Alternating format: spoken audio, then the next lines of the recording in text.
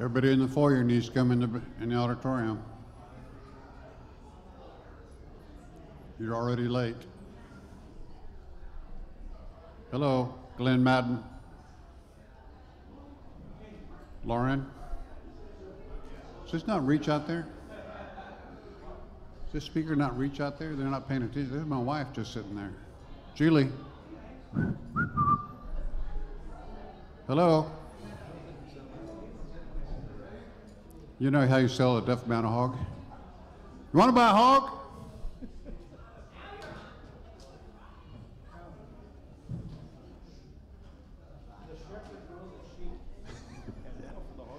Yeah, they're still not coming in.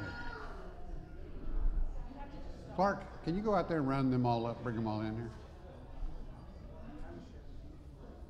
Glenn's talking about that fish he caught. Telling stories. Yeah.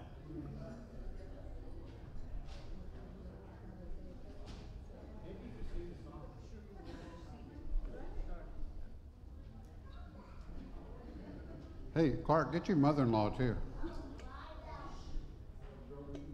There's Dwayne just talking back there. Dwayne and Julie talking.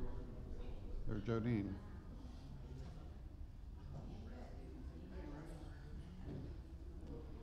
You know, all you latecomers, if there was a bus going to heaven, you'd miss it. Or you'd get on, there wouldn't be any more seats.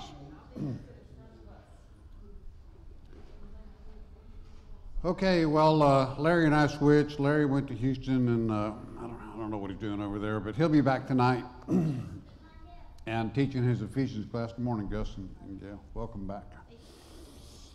We're in Ruth, and Jeff and Karen aren't here today, are they? Because Karen brought up a good point that we're going to address. Anyway, where we are is we're in chapter 4 of Ruth. And we're right in the middle of this thing where Naomi gave Ruth some instructions about how to approach Boaz, and she did. And then Boaz said, "There's a closer redeemer than I am, and by law, the closest redeemer has the right to marry Ruth." And so we're right here in the middle of this. And so Boaz, he goes to the city gate, and there's a bunch of elders sitting around there talking. And he finds this closest redeemer relative, and he leads with Naomi's here to sell the piece of land that belonged to our brother. He calls him, verse 3, our brother Elimelech. In verse 4, so I thought to inform you, saying, buy it before those who are sitting here and before the elders of my people. If you will redeem it, redeem it. But if not, tell me that I may know, for there's no one but you to redeem it, and I am after you. And he said, I will redeem it. So he's going to redeem or buy back the land so it stays in the family. And then that's what Boaz leads with. And then verse 5, then Boaz said, on the day you buy the field from the hand of Naomi, you must also acquire Ruth the Moabitess, she's from Moab, the widow of the deceased, Mahlon, in order to raise up the name of the deceased on his inheritance. And the closest relative said, and we're still just reviewing, okay, I cannot redeem it for myself, lest I jeopardize my own inheritance. Redeem it for yourself. You may have the right of redemption, for I cannot redeem it. Okay. So it's a package deal. You get the land, you get Ruth. You can't you can't bargain and say, why don't you take the land, I'll take Ruth. You know, it's both. So what Karen brought up that I hadn't really thought about is that the near redeemer or the near relative in verse 6 says, I cannot marry Ruth because I can't jeopardize my own inheritance. And the point that was made that this had something to do not necessarily with his own inheritance, but with the inheritance of his children. So I hadn't really thought about that in those terms. I had thought about it when we think about Tamar. And so let's take another look at that. That's in Genesis 38. And remember, there's two examples of levirate marriage in the scriptures, Tamar and Ruth, both in the lineage of Jesus Christ. And I think we can learn a little bit about what's going on with this near Redeemer when we look at what went on with Judah and Tamar. So Acts 38. And you remember this, that Judah took a wife, and the firstborn son was named E-R. That's his name, And his wife, his name was Tamar. But Judah's firstborn, was evil in the sight of the Lord, so the Lord took his life. It means he killed him. Then Judah said to Onan, this is his secondborn, go into your brother's wife, which means, you know what it means, so that they can have a child, and perform your duty as a brother-in-law to her, and raise up offspring for your brother. But look here in verse 9. Onan knew that the offspring would not be his, because it would be legally Er's son. So it came about that when he went into his brother's wife, he wasted his seed on the ground, in order not to give offspring to his brother. But what he did was displeasing in the sight of the Lord, so God killed Onan also. Now, so let's think about this for a minute. Why would Onan not want to raise up a son on behalf of his brother, Why do you think that might be? He wants to do his own son. He wants his own son. Not a son for his brother, but a son for himself. He wanted a son for himself. Somebody else say? It would cut his inheritance in half. Remember this, in the inheritance in that Jewish system, the firstborn son got a double portion. He also got the blessing, or the birthright, and was the leader of the family. And so if Onan goes into Tamar, and Tamar has a son, it is really the descendant of Er's dead. And so that birthright and that double blessing would go to that son if Onan had sired a son through Tamar on behalf of his brother Okay, and so this is probably what he's thinking about, and why he did not want to raise up a son for his brother. And so God considered that to be evil also, and he killed Onan.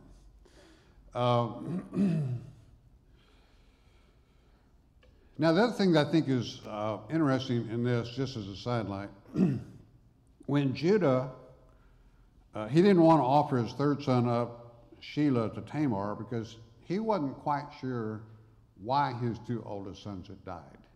He thought maybe Tamar was cursed, and that if he gave his third son to Tamar, he's probably going to die too. That wasn't the reason, though. That wasn't the real reason. The real reason was that they were evil, but Judah didn't know that. And so he told Tamar to go to her father's house. Verse 11, remain a widow in your father's house until my son Shelah grows up, for he thought, I'm afraid that he too might die like his brothers. How is this different than what Naomi told Ruth? I mean, Naomi told Ruth to go to her parents' house, right? And the difference is that Ruth said, no, I'm not going to my parents' house. I'm staying with you. And so there's that difference there's a lot of differences between Tamar and Ruth. Tamar dressed up like a prostitute and acted like a prostitute and deceived Judah, and he sired a son. And Ruth was completely upright in following Naomi's advice and how she approached Boaz, and so much more righteous. Is that a hand you have up there? Yeah. But also, In the future, let's raise it a little bit higher. but also, Ruth, Naomi could not have any more children, and she did not have any more at her age. Whereas Judah, he did have another son. He just wasn't of age to be married just yet. Right. Yeah, so there's some differences. Now,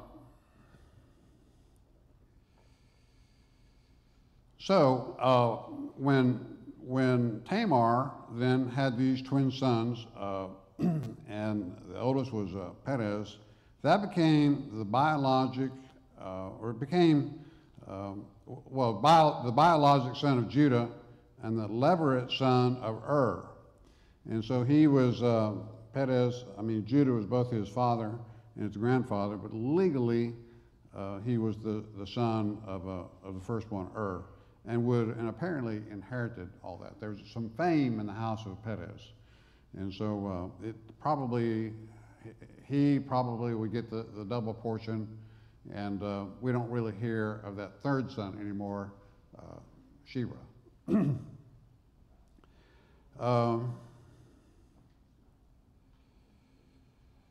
make sure I'm not missing anything here.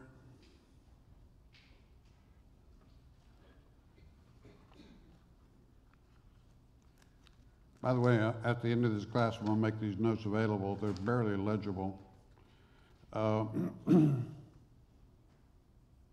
So, knowing that then, let's go back to Ruth and talk about this nearest Redeemer and implications from that. So when this nearest Redeemer, we're in Ruth chapter 4 and verse 6, the near Redeemer or close relative said, I cannot redeem it for myself lest I jeopardize my own inheritance.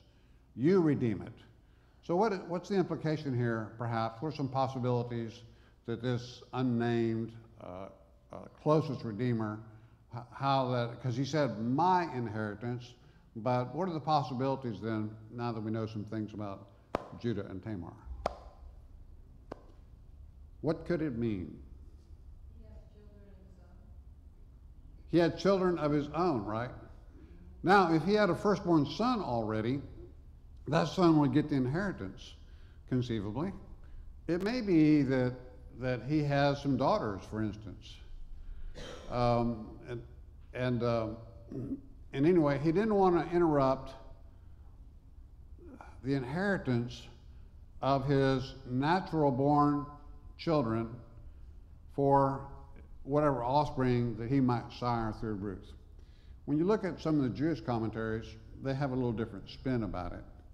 They think that the close redeemer or the close relative did not want to marry Ruth because she's a Moabite, and the children would be Moabites, and because God had pronounced a curse on the Moabites, that would impact those children. I see that you're checking your head. You don't believe follow the Jewish scholars. Well, neither do I. I think that it's probably. I think that because of the fact that she pretty much will have become a proselyte to the Jewish faith, that God did not see her as someone who would be cursed as a Moabite. Well, maybe not, but the Jews did. I mean, God had said that the Moabites would be cursed up to the 10th generation because they're inhospitality to the Jews when they were going to the Promised Land, and so there was a curse upon them, and there already we've seen in this text that that Ruth herself said, "I'm not like the rest of your maids." She's a proselyte from Moab, but that doesn't mean that. I think that there was probably some racial prejudice against her because she's from Moab. Kind of like being a North Korean, So that's some of the possibilities. All right, let's move on. So, chapter 4. Now we get into something that's a little bit odd in verse 7. Now this was the custom in former times in Israel concerning the redemption and the exchange of land to confirm any matter. A man removed his sandal and gave it to another, and this was the manner of attestation in Israel. Isn't that odd? Nobody does that anymore, do they? You ever heard of that, Mark? Anybody else doing that? I haven't either. What is odder is what is more odd is in Deuteronomy 25. It's the woman who takes the sandal off the foot of the one who would redeem, and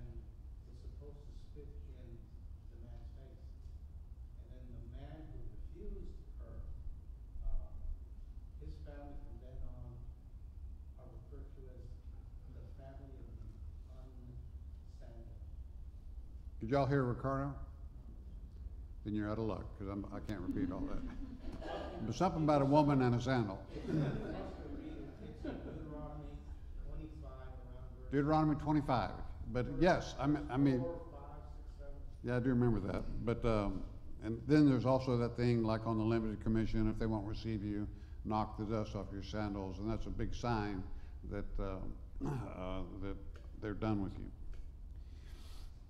So that was the manner. We're about to see that implemented here. So the closest redeemer or relative said to Boaz, "Buy it for yourself," and he removed his sandal. Then Boaz said to the elders and all the people, "You are witnesses today that I've bought from the land of Naomi all that belonged to Elimelech and all that belonged to Chilion and Mahlon." Okay, and so he's stepped up, and I think that he wanted this all along. I mean, Ruth had been working in his fields for 4 months, and he'd instructed his servants to take care of her.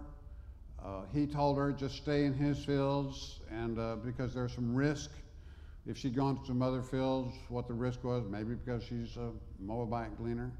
And so Boaz steps up, and this is part of the righteousness of Boaz, is he's going to take care of his business.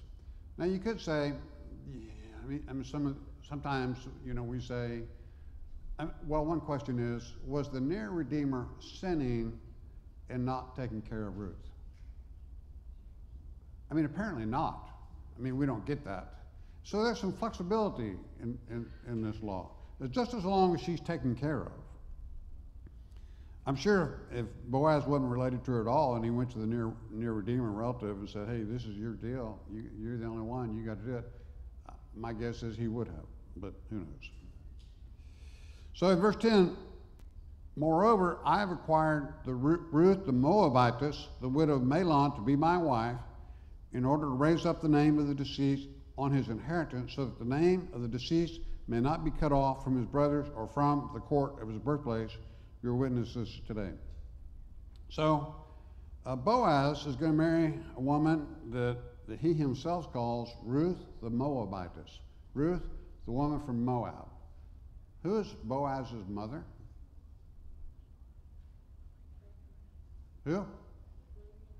Rahab the harlot. So his mama was Rahab the harlot, and his wife was Ruth the Moabite woman, and both Gentiles. And so it may not have been that big of an overreach for him, since his mother was a Gentile, to say, this is a righteous woman, she's a proselyte, God is with her. Other people may, including the near Redeemer, may be skeptical about her and may be a little bit worried about being involved with a Moabite woman. But Boaz wasn't, because he already had a history of that with his mother. So he's doing his spiritual obligation to raise up a son in the name of Mahlon. And Amy Torno brought this up, that when you read the genealogy, it lists Boaz, but technically, and what the Jewish encyclopedia says, that genealogy should have not have had Boaz's name, should have had Mahlon's name, because the son was raised up in the name, or it was supposed to be Mahlon's descendant. So, interesting, but so the name is not cut off from his brothers or from the court of his birthplace. You are witnesses today. Everything was done openly, and so Boaz is squeaky clean on this. He didn't do anything behind the scenes, just like Ruth didn't, and it's all up front. And we're going to talk about some of that a little bit later.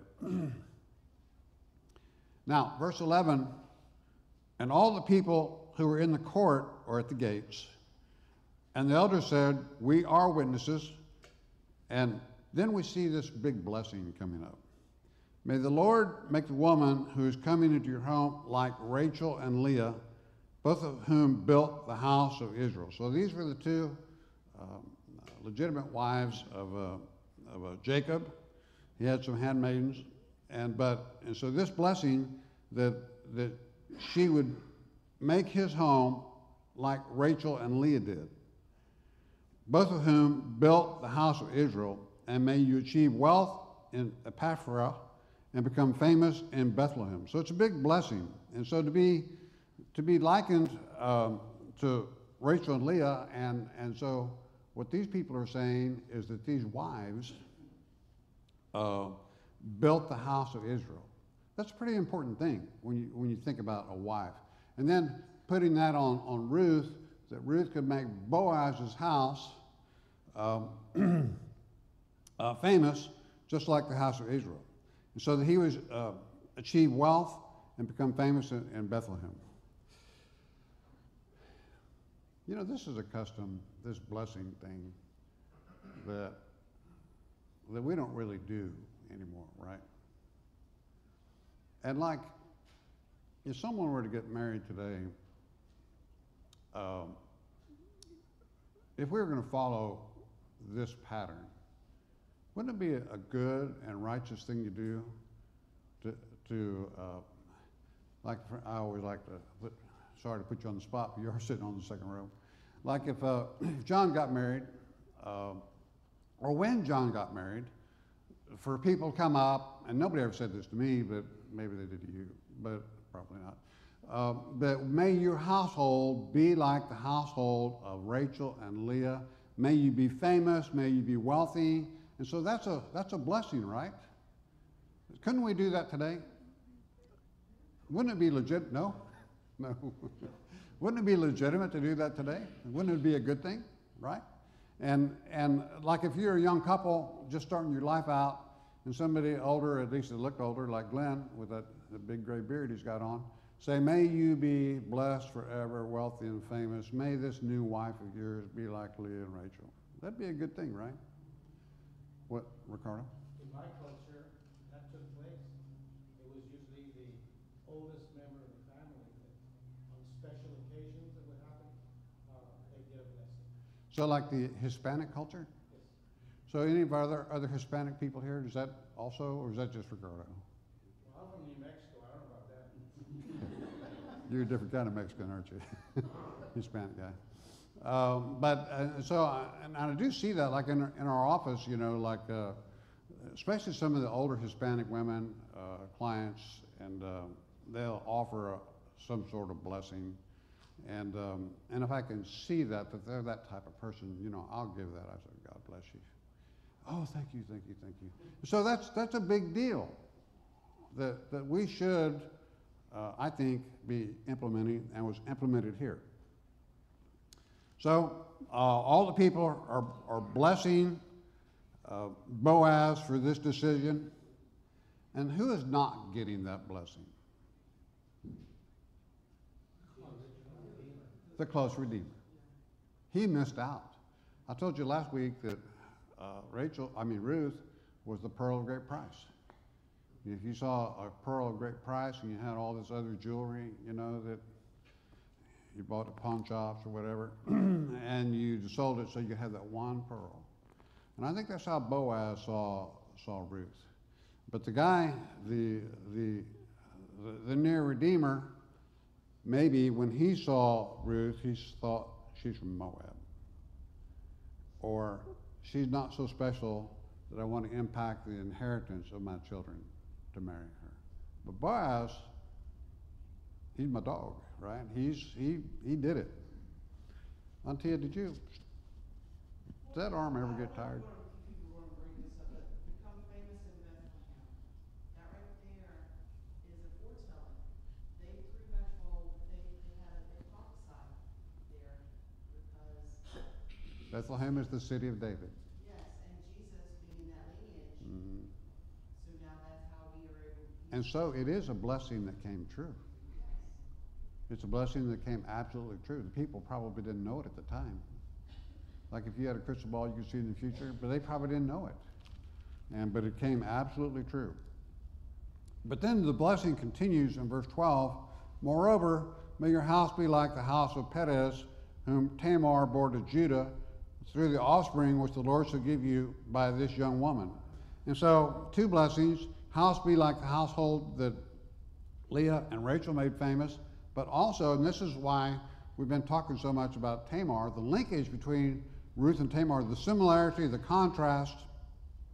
And even though it was done in an unrighteous way, with Tamar dressing like a prostitute, I mean, she might could have handled that a different way. She might could have said, like Ruth told Naomi, no, I'm not going anywhere. I'm staying right here. And and maybe she didn't have this, but maybe somebody like Naomi who could have advised her on that. But instead, she achieved what she needed to achieve, although in a very, very unrighteous way. So when it says that may your house be like the house of Perez, and whom Tamar bore to Judah through the offspring which the Lord shall give you by this young woman, it's a big blessing.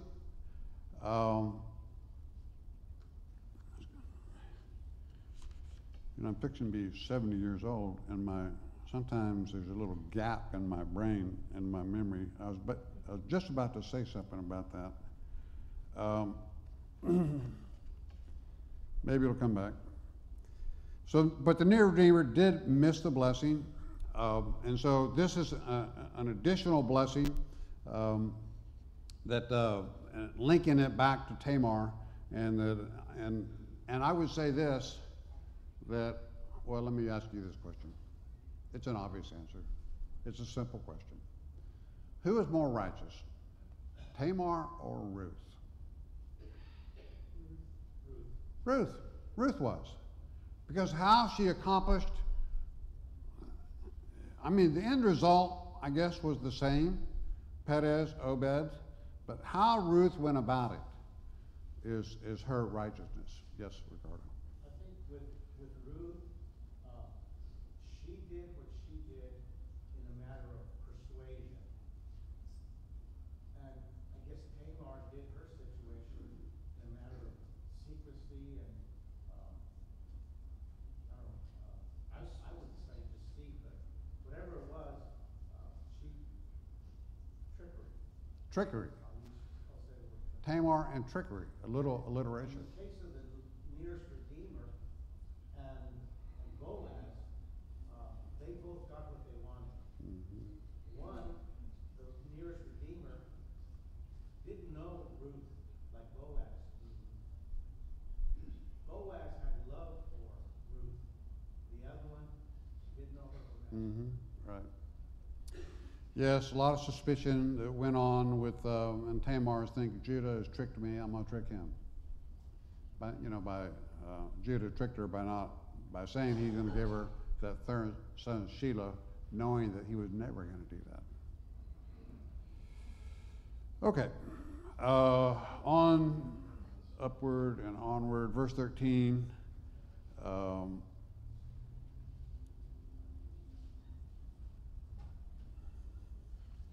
So Boaz took Ruth, and she became his wife. And remember, Tamar and Judah never married. Boaz took Ruth, she became his wife. He went into her, and the Lord enabled her to conceive, and she gave birth to a son, and that son's name was Obed. So, and again, it's all in this text. It's that God sent a good harvest to Judah, to Bethlehem, to that area. God treated Naomi bitterly, and according to Naomi. And so it's God, God, God. Everything in this is God. And here again, we get that that God enabled her to conceive, the implication being that God had not enabled her to conceive those 10 years or so when she was married to Mahlon. So God had a purpose, and we know this, that God does close wombs, and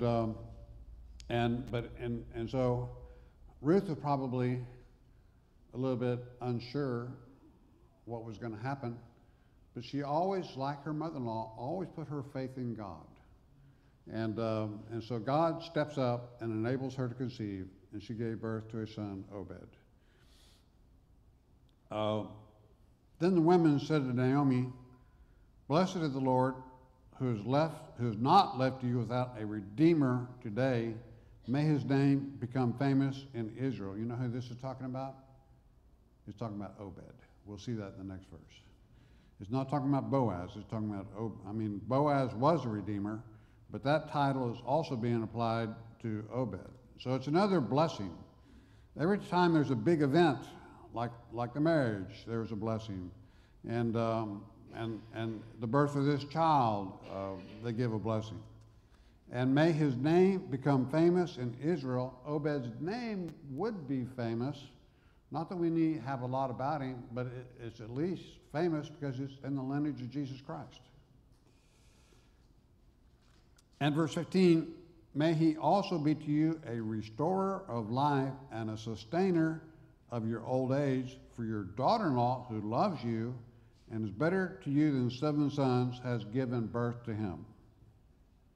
Okay? And so that Obed, a lot on this baby, but would become, the blessing includes that he would be a restorer of life to her, make life worth living. Remember what she told the people in Bethlehem? Don't call me Naomi, which means, what does it mean? Pleasant. Call me Mara, which means bitter. And so when your life is bitter, it's not much of a life, is it?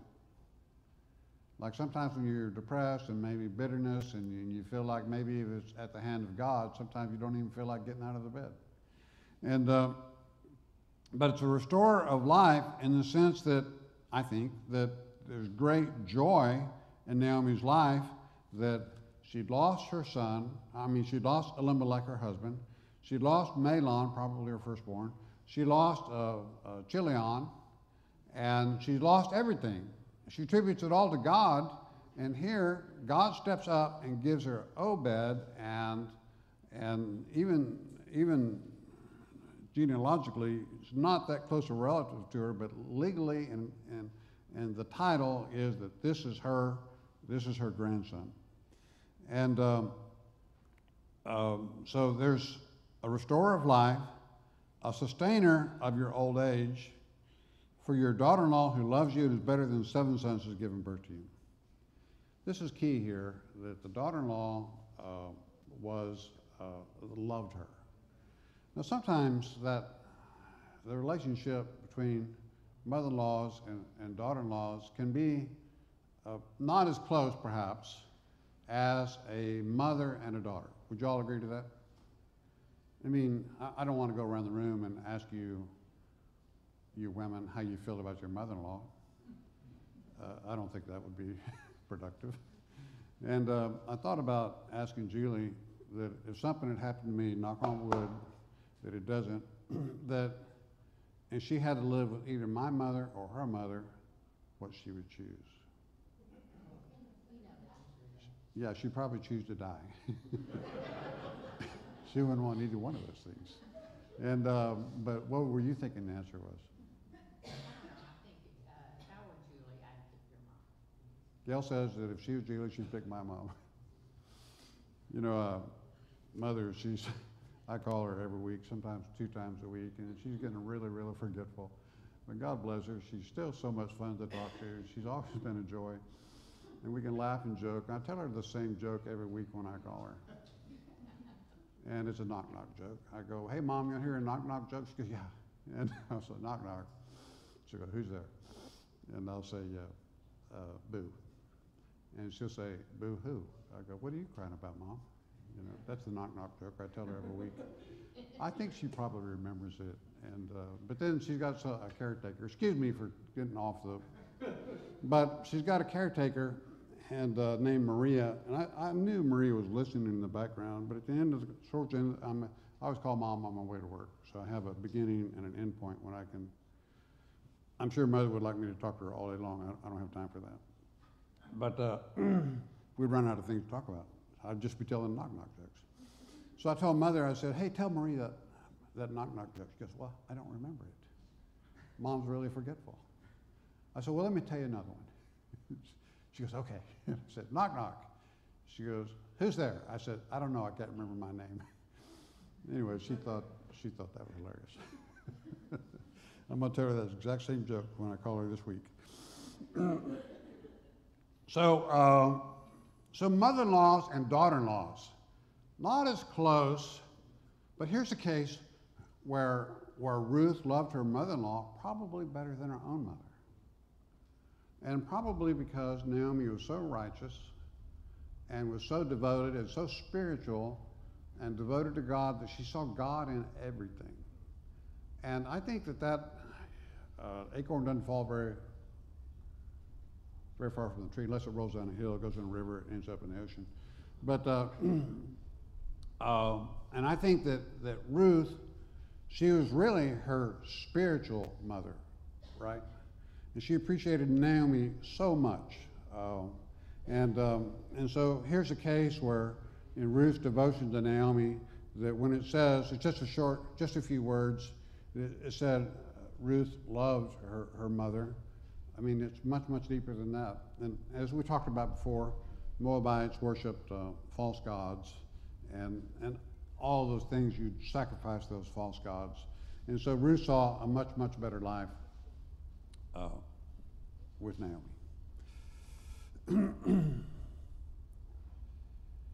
And she's better to you than 7 sons. You know, like 7's a figurative number.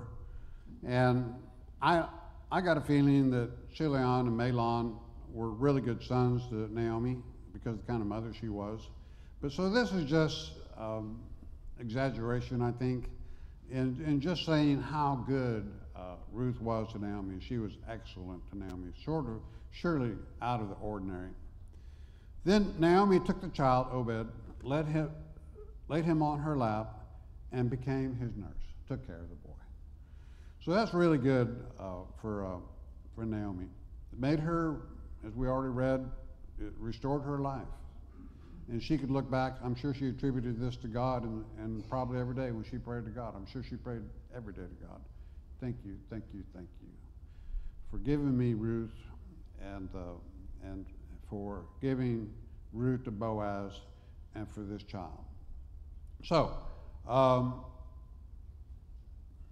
they named him Obed, and this is interesting, I think. Verse 17, they said, a son had been born to Naomi, so they named him Obed. And he was the father of Jesse, the father of David. And so Obed's the grandfather of David, and so, I mean, it's quite a household. And the thing that Karen Turner brought up the other day was that she thought that because of this, that Boaz did not have a wife or have other children. Because Obed takes, I mean, if Boaz had some older sons, they would have the inheritance, but this, and so there's some evidence there. It's not conclusive evidence, but there's some evidence that this may be the only son of Boaz. So the father of Jesse, the father of David. So we'll get into a little bit of a genealogy, pedigree. Now these are the generation of Perez. To Perez was born Hezron. Hezron was born Ram. To Ram, Amminadab. And Amminadab was born to Nahshon. Nahshon to Salmon. And to Salmon was born Boaz. And to Boaz, Obed, really technically should be Elimelech, but this is going more genealogically, DNA. And to Obed is born Jesse, and to Jesse David. And so we see those blessings pronounced upon Boaz and upon Ruth and upon Naomi, and so this is summing it all up here at the very end that they all came true. Because who is David? He was the giant killer, for one thing. He was a man after God's own heart, and he was chosen. David was chosen by God to be the king of Israel, and so it's a big deal. And we got 5 minutes left. What I've done and what I want to do is I've listed the 3 main characters: Naomi, Boaz, and Ruth the Moabite, and all the attributes of them that made this righteous. And I want to go through those and see if there's any application for us. But we're not going to start it today. I don't want to get interrupted in it. So we're going to start it next Sunday night. But we've got 5 minutes then. I can let you out early, but you'd probably rather ask some questions or make some comments. Yes? We were reading the genealogy, first 21. Salmon would have been the husband of Rahab, Simon would have been the husband of Rahab. Why is that? because people were Rahab's. Oh, yes, yes. So we knew Boaz's mother was Rahab the harlot, so a guy named after a fish He would married Rahab the harlot. So he was also doing the same thing Boaz was doing. He married somebody outside of the Jewish faith, the Israelites. So they did that, and certainly they were instructed not to do that, but that had to be one of the most violated rules in the Old Testament, especially among the kings who are in a leadership position. All the eyes are on the leaders, right? And here are all these leaders marrying these Gentile women. And even David did it, and he was called righteous to God in everything except for one thing, except for Bathsheba, Uriah the Hittite. But he's a man after God's own heart, except for that one little thing. And of course, he had a curse put on him for that. But yes, Salmon married Rahab the harlot, and I don't know what Salmon's mother would have said about that. You know, can't you find a nice Jewish girl? Why Rahab the harlot? And like Julie said, and it'd be horrible to go throughout life in the historical record. Why can't you just be Rahab, wife of Salmon? But she wasn't Rahab the harlot. Anything else before we end here? I see a lot of people waving, what are those things called? What? Fans, yeah. And isn't there another name for that? Maybe not. And so we probably need to check that air conditioning, Dwayne or Clark. Okay, Larry will be here tonight, and we will conclude Ruth next Sunday night. Then what we're going to do is look at some things concerning, I never do say this right. Julia always is critical of me. I always say Esther, and she said, no, it's Esther. So we're going to study a little bit about Esther. Esther.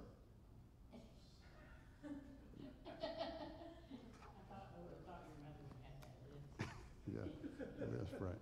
All right, thank y'all very much. I enjoyed it. That's real funny, y'all.